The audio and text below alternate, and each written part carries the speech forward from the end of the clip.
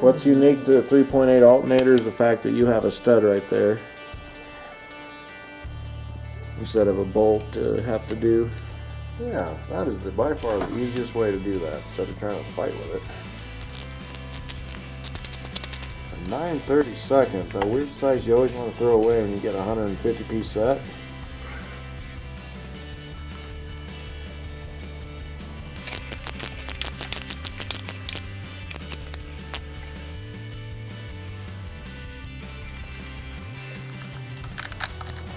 Yeah, loom is a lifesaver wire protector, and most wire problems I always see, I can trace it back to the lack of loom.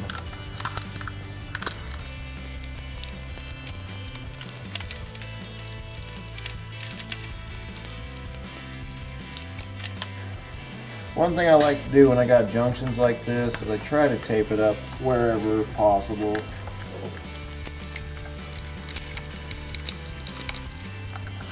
So this is more wire restoration more than anything else.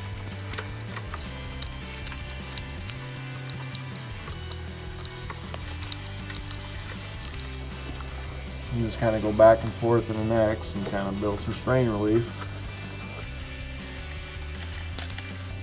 There, got one end built.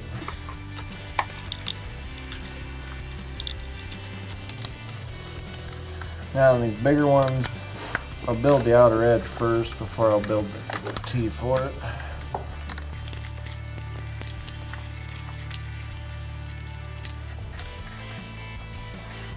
And this is the problem area. This is the wire that we soldered is actually inside this piece right here. So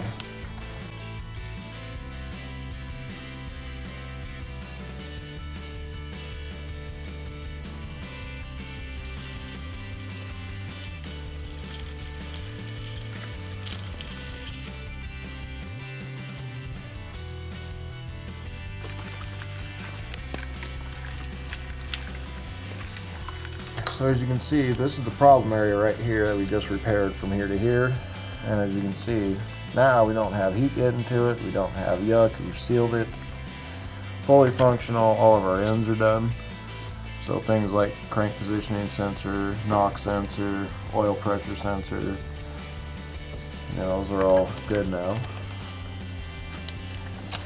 This is your fuel injection harness, which is cool because I have actually seen one of these be the problem instead of this area.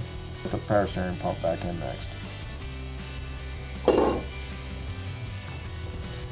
Those are, again, 1/2-inch bolts. Use a deep socket on this one, even though it is a short bolt, is because you're going through the pulley. So yeah, here you want about 30 to 38 foot-pounds. You want to keep your top bolt loose till you get your bottom one in. And you might have to wiggle to get the bottom one in when you're trying to redo them. Should be straight on the bottom.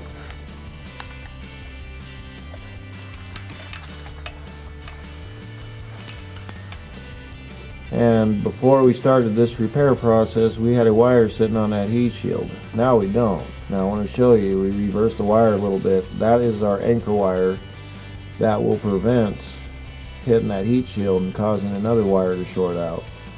And we also redid the bracket that holds this wire in place, so in the front, and I'll show you that now. What you're looking at right here is the wiring harness, the one that had the wire that burnt on the heat shield. When we got here, this bolt was missing, so we ended up putting a spacer behind it. We put a bigger metal bracket that is one piece instead of the 2 spring lock like they had, and that'll keep all this stuff where it's supposed to be and give it a little bit of flex. And we reloomed everything that needed it, so everything is nicely protected again. I'll show you the rest of the job here. Still had to put it underneath the power steering pump, and that's really where the problem is. It lies right there between the valve cover and the power steering pump. That creates heat and it's crushed, and that right there, if you see the power steering pump start to leaks onto your wiring harness, and then it starts eating up all the wires inside of here. Before you know it, you don't know which wiring harness could be your problem one. So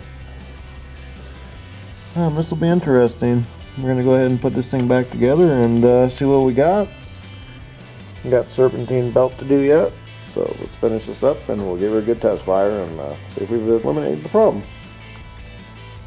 Alright, so we got her all back together, fixed the one wire. This video is more or less the fact that we're trying to show you that with intermittent installing, you could go to the parts store and spend, I'm guessing the guy spent probably 500 bucks worth of sensors on here.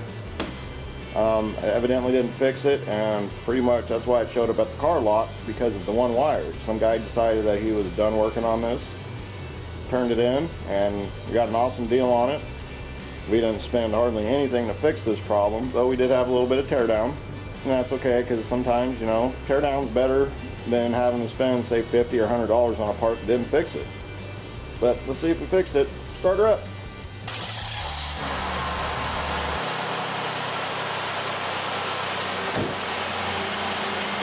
Well, would you look at that? Now let's test to see if it'll die when we wiggle it.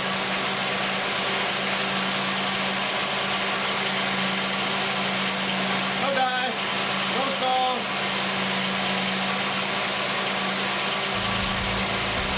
Well, folks, I call that a good repair.